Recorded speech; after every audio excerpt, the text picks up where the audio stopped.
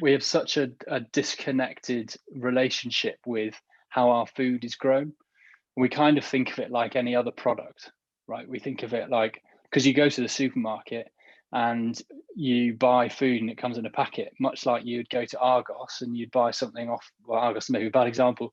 You go to, any other shop and you buy something off a shelf and you think it comes from the shelf. And we're used to thinking of food as being manufactured as well.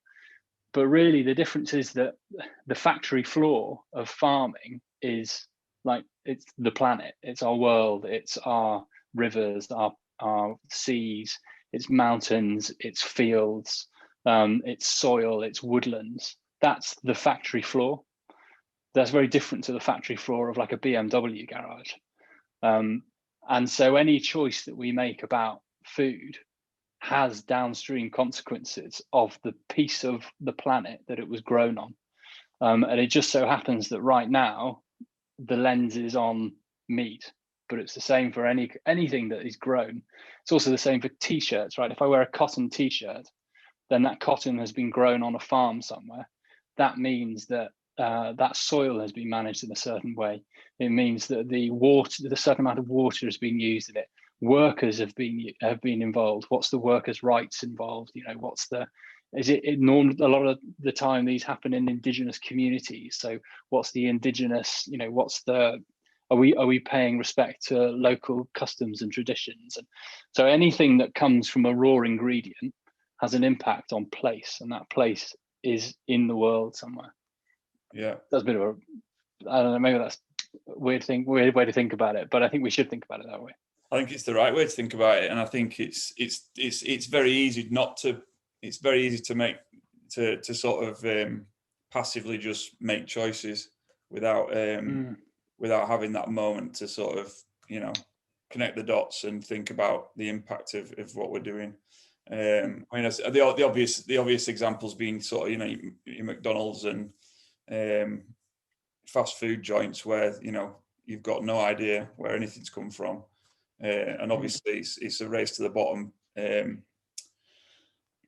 it's kind of cool that they've got it. They can't possibly be maximizing or minimizing the impact of everything because it's got to be cheap. No, exactly, and that's there's a cost. Some costs we put are financial, and some costs we don't put on the balance sheet, or we don't put on a profit and loss. And it's those costs that get paid for somewhere.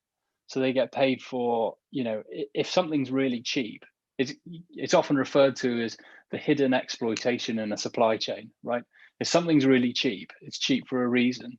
It's either cheap because it's damaging the environment, or it's cheap because it's treading over workers' rights, or it's cheap because there's some kind of corruption involved, there's like tax dodging involved.